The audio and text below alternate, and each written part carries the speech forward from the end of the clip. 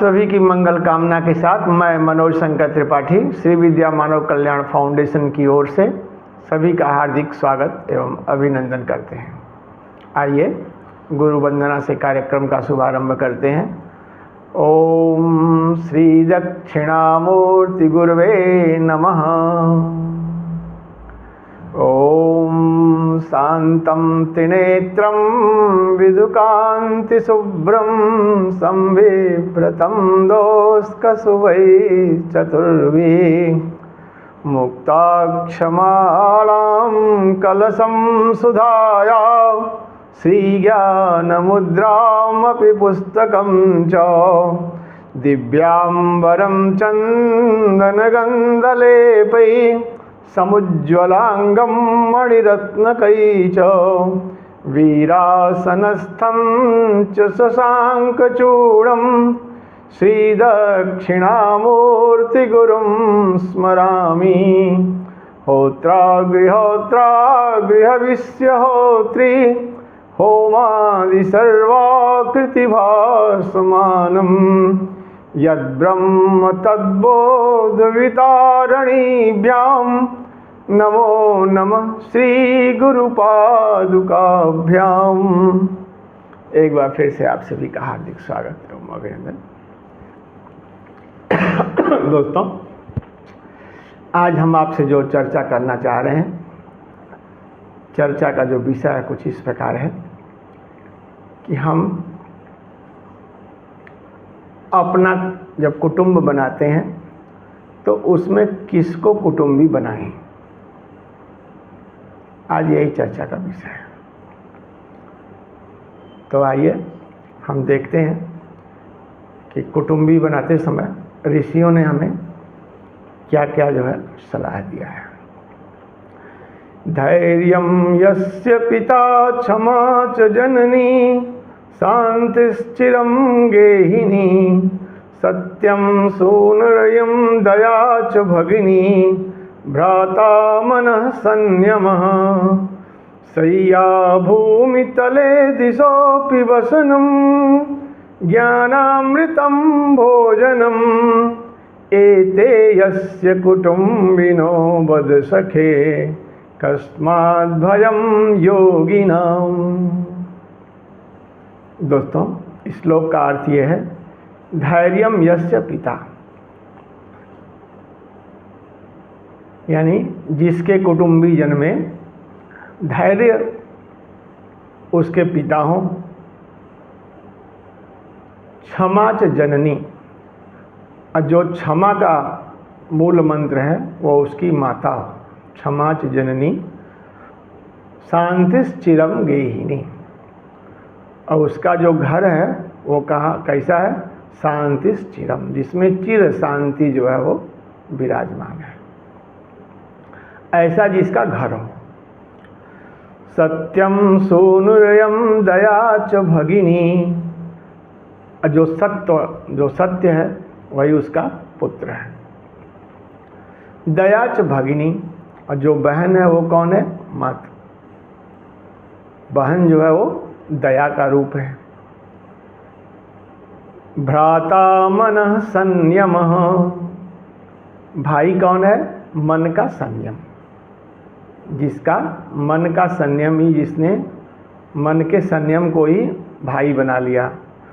शय्या भूमि तलम दिशोऽपि वसनम ज्ञानामृतम भोजनम, ये जो पृथ्वी है वही उसकी शैया है। शय्या भूमि तलम दिशोऽपि वसनम, और जो वस्त्र हैं, समस्त जो दिशाएं हैं, दिशाएं ही इसके वस्त्र हैं। एते यस्य कुटुम्बिनो वद सखे कस्मात् भयं योगिनाम। आगे कहते हैं कि ये सब जिसके कुटुंबी जन हो, तो दोस्तों ऐसा जो योगी है उसे फिर किस बात का भय, कस्मात् भयं योगिनाम।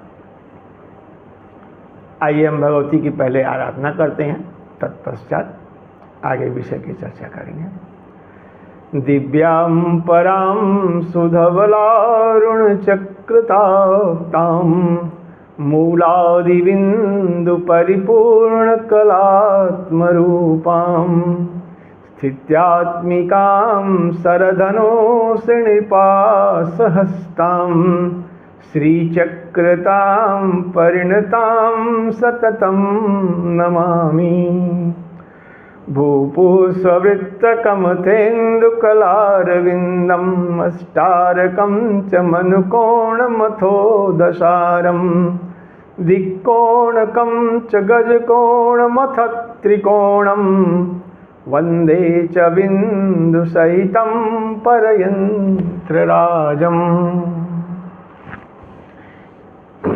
आइए चर्चा की ओर आगे बढ़ते हैं। इस श्लोक आपने सुन लिया।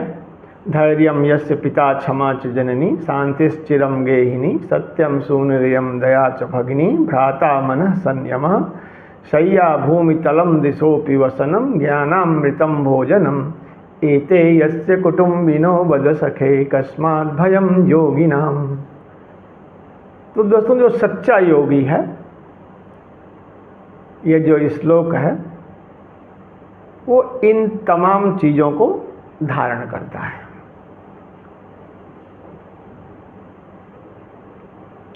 जिसके अंदर ये सब चीज़ विद्यमान है वही क्या है? योगी है। और जो योगी है फिर उसको भय किस बात का?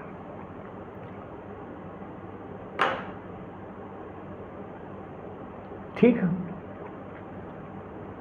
किंतु हम जिस सिस्टम में रहते हैं उस सिस्टम में इस स्थिति को व्यवहार में अपनाना तो दूर, कल्पना भी नहीं कर सकते कि कहीं कोई व्यक्ति ऐसा भी हो सकता है जिसके ये सब कुटुंबी हों। असंभव सा लगता है, क्योंकि जाहिर सी बात है, हम जाते हैं, जो शिक्षा ग्रहण करते हैं उसमें तमाम ज्ञान तो अर्जित करते हैं, लेकिन जो हमारा मुख्य ये शरीर है, मन है, जो मेन जिस पे हम सवार रहते हैं, जो कार्य का हमारा मुख्य साधन है, उसका अध्ययन छोड़ के हम बाकी सबका करते हैं। उसका क्या गुण है, धर्म है, स्वभाव है, उसमें किस तरह की आत्मा बसी हुई है, इसको छोड़ के हम बाकी समस्त चीज़ों का अध्ययन करते हैं। कठोपनिषद के एक श्लोक की तरफ हम आपको ले चलते हैं। कठोपनिषद जो है वो ऋषि पुत्र नचिकेता और यमराज के बीच का संवाद है। तो इसमें यमराज जो है वो नचिकेता जो है बहुत ही हठी स्वभाव का रहता है। तो उसके पिताजी यज्ञ करते हैं, तो यज्ञ के दौरान जो है वो ढेर सारी जितनी भी गायें रहती हैं जो कि किसी काम की नहीं रहती हैं, निष्प्रयोज्य रहती हैं, वो ऋषि क्या करते हैं कि उन सब चीज़ों को जो है वो दान दे देते हैं। तो ये देख करके बाल मन में, उसके स्वभाव में, उसके मन में ये इच्छा पैदा होती है कि जितनी बेकार की चीज़ हैं ये तो सब दे रहे हैं पिताजी, अच्छा कुछ नहीं दे रहे हैं। तो उसने अपना पिताजी से पूछा कि आप मुझे किसको देंगे। एक बार पूछा तो पिताजी अवॉइड करके भाई ठीक है, बच्चा है। फिर जब उसने दोबारा अपना तीन बार उसने प्रश्न को दोहराया कि पिताजी आप मुझे किसे दान देंगे, तो पिताजी को क्रोध आ गया। उन्होंने कहा यमराज को दे देंगे। हठी बालक जब पिताजी के मुख से बात सुना तो उसको समझ में आया, तो वो अपना घर से निकल लिया। कहा कि अब तो पिताजी ने हमें यमराज को दान दे दिया, तो हमें यमराज के पास जाना है। तो दोस्तों, वो जो ऋषि कुमार था उसके हठ को देखते हुए यमराज जो है उसके सामने प्रकट हुए। पहले तमाम इधर उधर उसको प्रलोभन दिए, किंतु जब वो नहीं माना तो फिर उसको ज्ञान का उपदेश दिए। तो ज्ञान उपदेश में जो प्रथम उन्होंने दिया, उन्होंने कहा आत्मानं रथिनं विद्धि शरीर रथमेव तु बुद्धि तु सारथिं विद्धि मनः प्रग्रहमेव च। यानी उसमें यमराज ने नचिकेता से संवाद में कहा कि जीवात्मा वो क्या है? रथी है, रथ का स्वामी है। शरीर को रथ और मन को लगाम।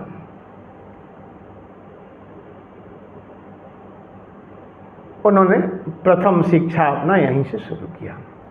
हम आप जाते हैं, अक्षर ज्ञान लेते हैं, उसके बाद तमाम सब ज्ञान तो लेते चले जाते हैं। अपना जिस हम वाहन पे सवार हैं दोस्तों, जब आप गाड़ी भी चलाना सीखते हैं, जब गाड़ी आपको दी जाती है तो सबसे पहले उस गाड़ी के बारे में जानकारी हासिल करते हैं, फिर आप उस पर सवार होते हैं। किंतु यहाँ हम जो हमारा मेन रथ है उसके बारे में हम कोई अध्ययन ही नहीं करते।